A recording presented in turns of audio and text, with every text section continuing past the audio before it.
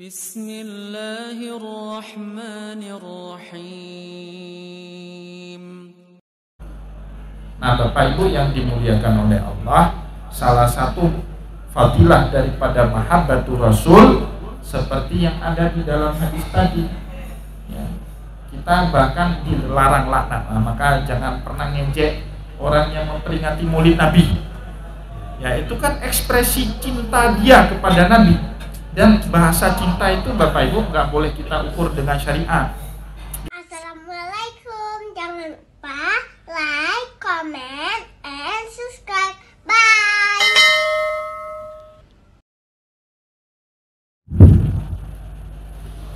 Bismillahirrahmanirrahim. Assalamualaikum warahmatullahi wabarakatuh. Waalaikumsalam. Innal hamdalillah, salatan wa salaman ala Rasulillah sallallahu alaihi wasallam wa ala alihi wa ashabihi wa man tabi'ahu bi ihsanin ila yaumiddin. Summa amma ba'du. Puji dan syukur senantiasa dan tidak pernah bosan-bosannya kita panjatkan kehadirat Sang Maha Pencipta Allah Subhanahu wa Ta'ala, yang mana dengan limpahan karunia-Nya, rahmat-Nya, hidayah-Nya, serta anugerah-Nya kepada kita semua, kita kembali masih diberi kesempatan, kesehatan, dan usia panjang oleh Allah untuk sama-sama dan senantiasa mengabdikan diri kita di jalannya dengan menjalankan segala perintahnya dan menjauhi semua larangannya. Salawat diiringi salam juga tidak pernah lupa pula kita haturkan kepada junjungan alam Nabi besar Muhammad sallallahu alaihi wasallam, di mana dengan perjuangan beliau dan para sahabat beliau kita dapat mengenal betapa rahmatan lil alamin ajaran agama Islam sebagaimana yang menjadi keyakinan dan pengetahuan kita bersama. Bapak Ibu kaum muslimin dan muslimat, jamaah pengajian yang dimuliakan oleh Allah, pada malam ini balai pengajian kita yang sebelumnya terasa luas sepertinya sudah terasa sempit. Bang Alif, kalau ada dana aspirasinya boleh diperluas lagi ya. Alhamdulillah jamaahnya pada malam ini membludak. Ini bukan karena hebatnya Bang Alif ya, dan juga bukan karena barokahnya saya, tapi malam ini ramai karena barokahnya Maulidur Rasul sallallahu alaihi wasallam. Kalau temanya pengajian biasa mana ada membludak, tapi moga-moga membludaknya jamaah pada malam ini murni karena Maulidur Rasul, bukan murni karena kenduri nasi biryani. Ya, saya tidak tahu di antara dua ini yang mana niat yang murninya. Yang jelas satu yang harus murni kecintaan kita kepada baginda Rasulullah sallallahu alaihi wasallam. Nah, selain itu malam ini juga pengajian kita godaannya lumayan tinggi, terutama yang duduk sebelah sini. Saya takut lagi khusyuk-khusyuknya kita ngomong Nabi gol gitu. Maka saya doakanlah Indonesia kalah aja hari ini supaya nggak ada teriakan gol gitu. Jadi saya biasanya kalau nonton bola di rumah ditemani sama istri, itu kalau sudah gol, udah kalah, remote di tangan istri saya dimatiin TV-nya. Apa nonton bola kalah, nonton bola itu harus menang. Ya, jadi alhamdulillah ala kulli hal pada kesempatan malam ini kita diizinkan kembali sama Allah Subhanahu wa Ta'ala. Salah satu tujuan dan niat kita berkumpul pada malam ini untuk memperingati hari kelahirannya baginda Rasulullah sallallahu alaihi wasallam.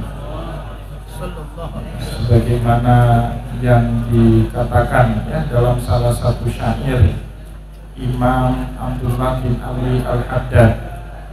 Apa kata beliau? In fatani qurbal ahibbati wal liqa fa fi dzikrihim unsun biwishati khadiri fa illam yusibha wa bilun sayyidun nada fa qalla bihi tahya mautasarodi.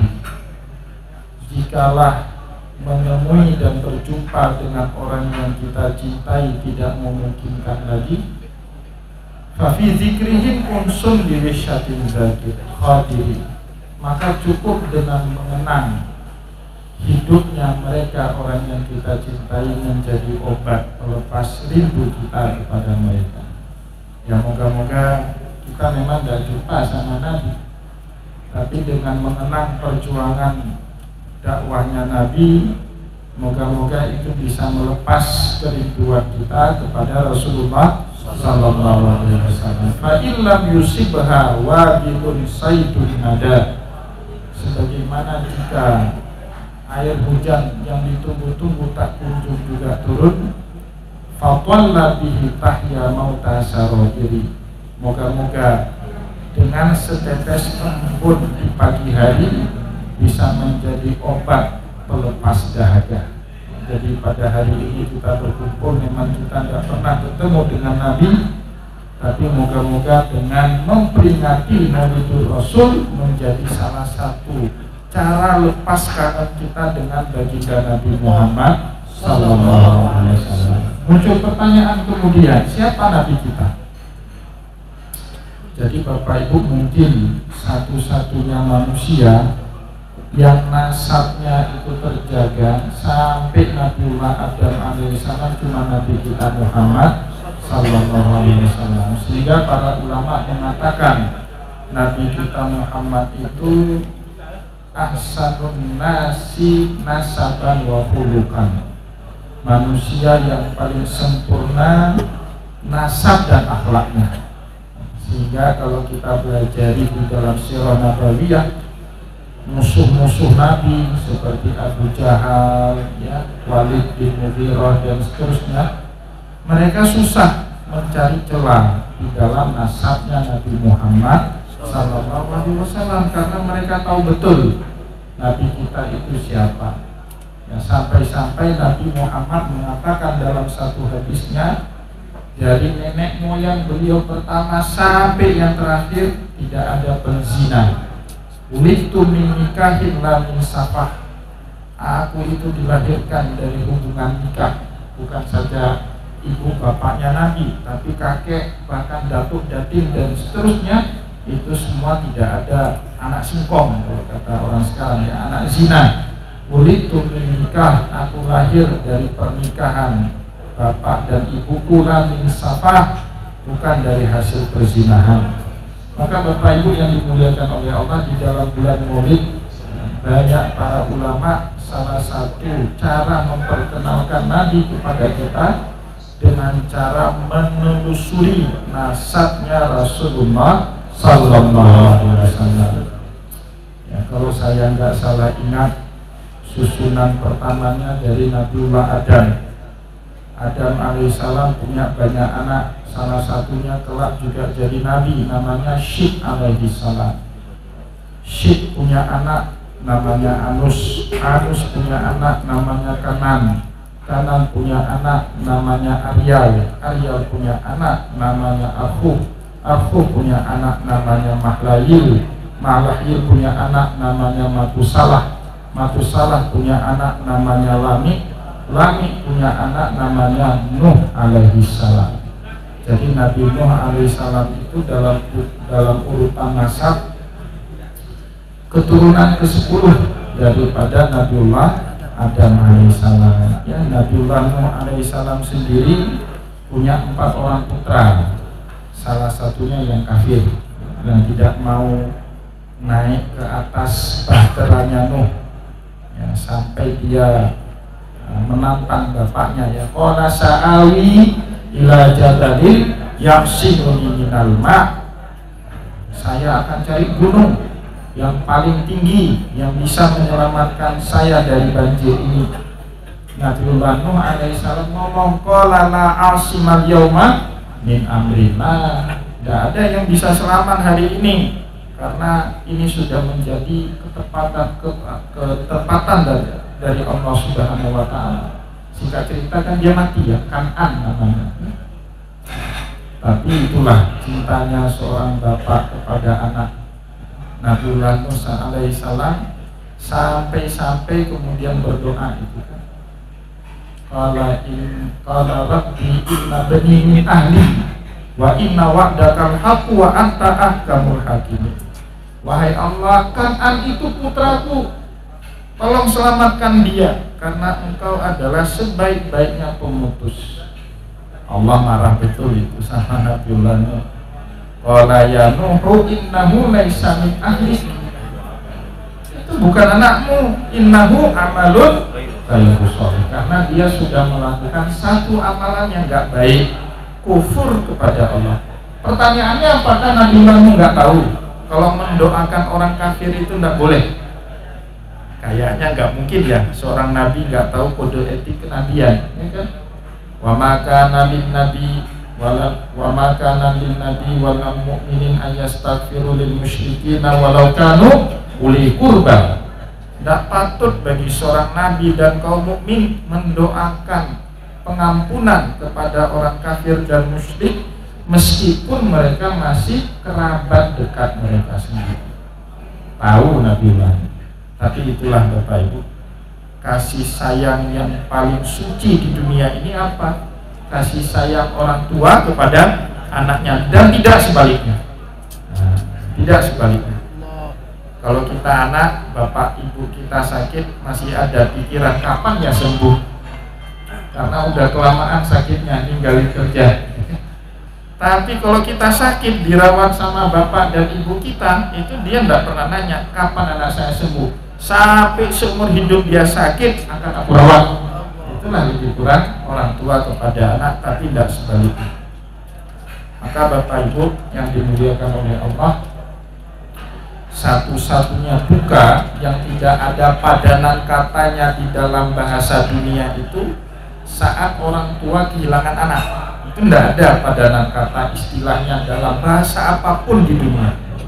Tidak dalam bahasa Arab, tidak dalam bahasa Inggris, apalagi bahasa Indonesia dan bahasa Aceh. Coba contoh, saat istri kehilangan suami yang dia cintai, kita menyebut dia apa? Janda. Atau sebaliknya, suami kehilangan istri yang dia cintai, kita menyebutnya duda. Seorang anak kehilangan bapaknya, namanya yatim. Saat seorang istri kehilangan atau seorang anak kehilangan ibunya, namanya piatu. Seorang ayah atau seorang ibu kehilangan anaknya, apa namanya? Nanti kita ciptakan. Tidak ada itu istilahnya ya. Kenapa? Dukanya itu terlalu dalam. Nah, di sini kita akhirnya jadi paham kenapa Nuh alaihissalam sampai angkat tangan doa sama Allah. Qala rabbi inna bani min ahli wa inna wa'dakal haqq wa anta ahkamul hakimin. Dulu Ustaz Bukhari, saya nggak paham ini. Kapan pahamnya? Waktu udah punya anak. Ya, baru paham. Yang belum punya udah punya anak? Belum ya? Udah, yang udah punya anak paham. Jadi dulu waktu saya jadi wakil dekan di kampus itu, kalau ada jamaah nitip, Ustaz ini anak saya tolong diurusnya, itu saya robek kertasnya. Apa ini? Nyuruh-nyuruh saya nepotisme. Saya jadi wadik tahun 2018, belum punya anak. 2019 saya punya anak, tapi setelah punya anak, ya insya Allah saya bantu. Sudah bijak, sudah jadi bijak. Maka yang belum punya anak cepat-cepat punya anak ya, supaya bijak. Alif sudah punya anak? Belum? Istri? Ah, ini tugasnya Pak Dedi. Ya moga-moga Maulidur Rasul tahun depan udah punya anak ya. Ya, jadi Nabi Nuh alaihissalam itu punya 4 orang putra. Ya, salah satunya Kan'an, Yang keduanya ya salah apa? Yang solehnya itu namanya Sam. Ya, dari Sam ini Nabi Muhammad punya nasab. Ya. Jadi Nuh alaihissalam punya putra namanya Sam.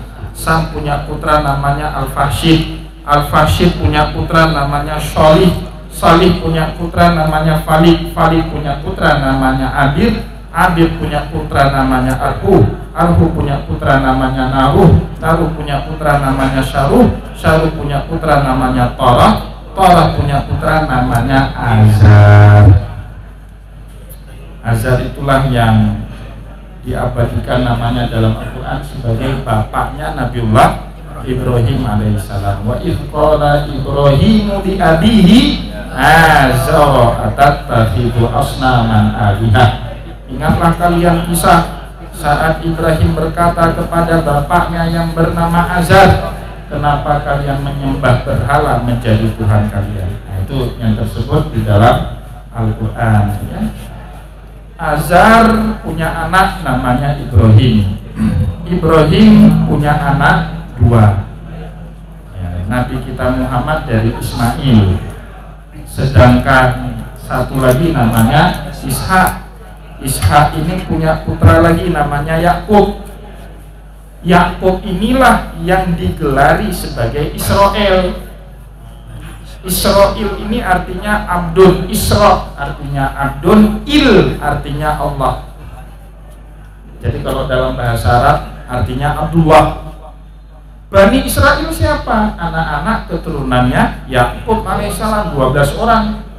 Yang ke-11-nya jadi nabi namanya Yusuf. Maka banyak orang bercanda gini, konflik Palestina dengan Israel itu konflik harta warisan yang belum selesai. Arab kan keturunannya Ismail, ya kan? Bani Israel keturunannya Ishak. Ini saudara mereka. Ya. Nah, tapi Ibrahim dulu kurang tepat apa? Belum bagi warisan. Tanah di Gaza itu belum dibagi sama Ibrahim, maka sampai sekarang keturunannya perang terus. Ini manfaatnya apa? Faedahnya apa? Bapak Ibu kalau meninggal dunia cepat-cepat bagi warisannya. Nah, tentu setelah diselesaikan utang piutangnya, biaya fardu kifayahnya. Kalau ada wasiat, tunaikan dulu wasiatnya, baru bagi kemudian harta faraidnya. Ya. Jadi Ibrahim punya putra Ismail, Ismail punya putra Kidrah, Kidrah punya putra Banah, Banah punya putra Salaman, Salaman punya putra Humaisa, Humaisa punya putra Ad, Ad punya putra Adad, Adad punya putra Adnan, Adnan punya putra Ma'ad, Ma'ad punya putra Nizar, Nizar punya putra Ilyas, Ilyas punya putra Mudrikah, Mudrikah punya putra Kinanah, Kinanah punya putra Huzaimah, Huzaimah punya putra Nadar, Nadar punya putra Malik, Malik punya putra Fihir. Nama aslinya Fihir, tapi orang-orang pada kenal beliau dengan nama Quraisy. Quraisy itu nama lakop sebenarnya. Lakop apa ya? Gelar. Karena orang Arab dulu kan nggak pakai uang kertas, belum ada sistem fiat money, belum ada duit kertas dulu. Duitnya itu logam. Kalau terbuat dari emas namanya dinar, terbuat dari perak namanya dirham. Dalam bahasa Arab, duit logam itu namanya kirsh. Di Mesir itu sen, itu namanya kirsh. Ada junai, junai itu pon, 1 pon, 2 pon. Di bawah itu ada duit sen. Sen itu dalam bahasa Arabnya kirsh. Jadi orang yang pintar mengelola duit receh itu namanya Quraisy. Maka jangan kasih nama anak Quraisy, nanti duitnya receh semua. Beli mobil ke showroom bawa duit receh. Repot itu kan. Nah, kecuali Pak Quraisy, nama boleh sama, nasib yang beda. Nah, jadi Quraisy itu nama laqab. Nah, maka sebagian ulama mengatakan yang dimaksud sama Allah di dalam surat apa itu namanya? Di ila fi Quraisy ila fihim rihlatasyita wa saif. Kenapa dia kaya raya? Fihir ini kenapa kaya raya? Karena dialah orang pertama yang memperkenalkan sistem ekspor dan impor barang. Nah, dagangnya entah kemana-mana itu. Jadi pasarnya itu bukan lokal, pasarnya itu ekspor impor ke luar negeri. Makanya dia kaya raya. Ya, dia punya tradisi. Dialah yang mencontohkan pertama jalan dagang. Ya, kalau di musim dingin dia pergi ke selatan, ke Yaman. Kalau musim panas dia pergi ke utara, ke negeri Syam. Itu Fihir, kakek Nabi yang ke-11 itu. Fihir, orang mengenalinya dengan nama Quraisy. Fihir punya putra namanya Ghalib. Ghalib punya putra namanya Lu'ay. Lu'ay punya putra namanya Ka'ab. Ka'ab punya putra namanya Murrah. Murrah punya putra namanya Kilab. Kilab punya putra namanya Qusay. Qusay punya putra namanya Abdul Manaf. Abdul Manaf punya putra namanya Hashim. Hashim punya putra namanya Abdul Muthalib. Abdul Muthalib punya putra Abdullah. Abdullah punya putra namanya Nabi Muhammad Sallallahu Alaihi Wasallam. Itulah Nabi kita, ya. Jadi ahsanun nasi nasaban wa khuluqan, manusia yang paling sempurna nasab dan akhlaknya. Tapi walaupun nasab Nabi Muhammad itu hebat, beliau tidak pernah membangga-banggakan nasabnya. Bukan kayak orang kita sekarang amalnya nggak punya, nasabnya jadi andalan, ya kan? Rasulullah tidak pernah mengizinkan kita bangga-banggaan dengan nasab itu, kan? Nah, bukanlah seseorang itu mulia karena nasabnya. Kata Nabi dalam satu hadis, innama akramakum indallahi atqakum. Standar kemuliaan kita di tengah agama ini bukan karena nasab, tapi karena amal soleh kita, karena ketakwaan kita kepada Allah. Bahkan orang yang mulia nasab, kalau buat perbuatan yang enggak dihukum juga sama Nabi, ya. Pernah itu satu kisah terjadi di zaman hidup Nabi. Perempuan dari Bani Makhzumiyah. Bani Makhzumiyah itu salah satu kabilah terpandang di tengah masyarakat Quraisy, kedapatan mencuri. Nabi Muhammad mau menegakkan hukum hudud, kan jelas hukumannya di dalam agama. Wasariku wasarikatu faqata'u aydiyahuma jazaan bima kasaba nakalan minallah. Nabi Muhammad sudah siap nih memotong tangannya, sudah terbukti saksi juga ada, barang bukti juga ada. Setelah beracara memang perempuan ini terbukti mencuri. Tiba-tiba keluarganya datang, bangsawan dari Bani Makhzumiyah itu datang nawar hukum sama Nabi. Ya Rasulullah, bolehlah jangan dipotong tangannya, ya nanti kami kasih kompensasi. Kalau hakimnya sekarang lewat itu barang. Ya, tapi sama Nabi ya enggak lah. Masa Nabi main-main yang gitu-gituan. Ya, maka kita, kalau dulu kata Nabi ya, hakim itu kalau dalam hadis ya, sebelah kakinya di surga, sebelah lagi di neraka. Kalau sekarang ya moga-moga dengan doakan Maulid Nabi kita doakan dua-dua kakinya di dalam surga.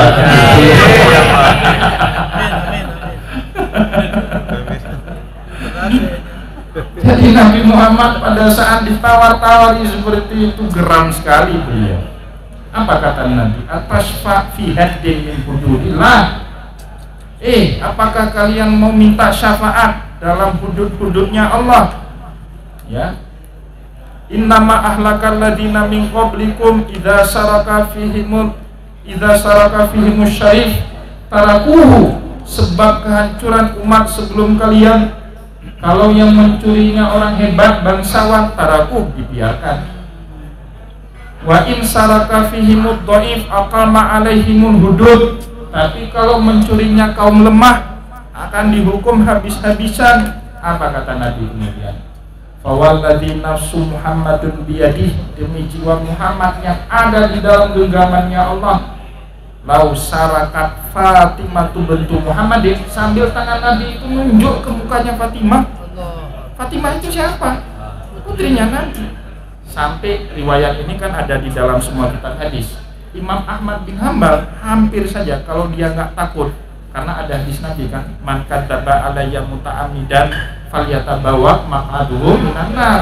barang siapa yang berdusta sengaja atas nama Nabi, karena kesungkanan beliau nulis Fatimah, kayaknya nggak mungkin lah orang seperti Fatimah itu mencuri. Mau dia hapus kalimat itu, tapi mempertimbangkan balik, takut nanti berdusta dengan sengaja atas Nabi. Maka akhirnya Imam Ahmad memutuskan tetap menulis redaksi hadis itu apa adanya. Lau Fatimah bintu Muhammadin sarakat la qata'a Muhammadun yadah. Seandainya putriku Fatimah ini yang nyuri, aku sendiri yang akan potong kedua tangannya. Itu jaminan hukum dari Nabi. Buktinya apa? Berarti bangsawan sekalipun tidak ada jaminan kalau mereka menjadi soleh karena keturunannya. Nah, maka Nabi Muhammad tidak pernah membanggakan nasabnya di hadapan umat. Terus yang membuat umat begitu cinta kepada Nabi apa? Tentu bukan nasabnya saja.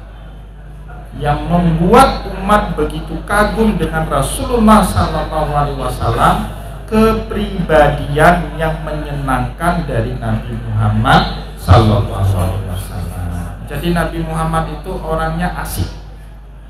Ya, kalau kata Imam Al-Baihaqi dalam kitab Dalailun Nubuwah, Nabi Muhammad itu tidak pernah ngomongnya terus-terusan halal haram, surga neraka, masalah ibadah tok-tok. Tidak pernah Nabi Muhammad itu. Orangnya menyenangkan. Bapak Ibu kalau baca riwayat Tirmizi, hampir saja kita tidak percaya Bapak Ibu. Ada orang namanya Abdullah dulu di masa hidupnya Nabi. Itu kalau mau minum khamar, mau mabuk-mabukan, carinya Nabi itu. Kalau sekarang ada orang mabuk-mabukan cari Bu Eliza, gimana kira-kira? Udah dieksekusi sama Bu Eliza kan? Dulu ada orang namanya Abdullah, saya hafal betul teksnya itu. Karena ala ahdi Rasulillah sallallahu alaihi wasallam rajulun ismuhu Abdullah wa kana nasu yulaqibuhu himaran. Dulu di masa hidupnya Nabi ada seorang laki-laki yang namanya Abdullah. Orang banyak menggelari dia keledai. Kenapa disebut dia keledai? Wa kana yashrabul khamri bi jiwari Rasulillah sallallahu alaihi wasallam. Karena dia kalau minum khamar pasti cari Nabi. Gila kan kita pikir kan? Tapi faktanya ada di dalam Sunan At-Tirmizi. Nah, para ulama Bapak Ibu membahas itu salah satu bentuk kepribadian menyenangkan dari Nabi Muhammad sallallahu alaihi wasallam. Tapi bukan berarti Nabi Muhammad menghalalkan khamar. Dibiarkan orang itu mabuk dulu. Setelah itu dieksekusi juga sama Nabi, dicambuk juga. Tapi masalahnya orang ini nggak dendam. Coba bayangkan. Kita Bapak Ibu kalau udah dicambuk, dendam nggak? Dendam. Tapi Nabi Muhammad udah nyambuk orang ini, besok dia datang lagi. Hebat itu kan Nabi, punya kepribadian. Nah, ini yang dimaksud oleh Imam Baihaqi, kepribadian Nabi itu memang sangat menyenangkan. Sampai-sampai orang yang udah dicambuk sama Nabi pun masih mau balik duduk semeja dengan Rasulullah sallallahu alaihi wasallam. Maka pada saat ada orang yang suka mengejek, himar, keledai, kan dipanggil dia keledai. Apa kata Nabi? La tal'anuhu, jangan kau cela, jangan kau laknat si Abdullah ini. Fa innahu yuhibbullah wa rasuluh, karena dia mencintai Allah dan Rasulullah sallallahu alaihi wasallam. Nah, ini nanti kaitannya Bapak Ibu. Cinta kita kepada Nabi itu manfaatnya bukan buat Nabi. Jadi jangan nanti mikir, wah Nabi Muhammad kok narsis, pingin betul dicintai sama umatnya. Enggak Bapak Ibu, manfaat kita cinta kepada Nabi itu untuk kepentingan diri kita sendiri, bukan untuk kepentingan Nabi, apalagi Allah. Tidak ada pentingnya Nabi Muhammad, kita suka atau tidak suka sama Nabi, tidak sama sekali mengurangi kemuliaannya Rasulullah sallallahu alaihi wasallam.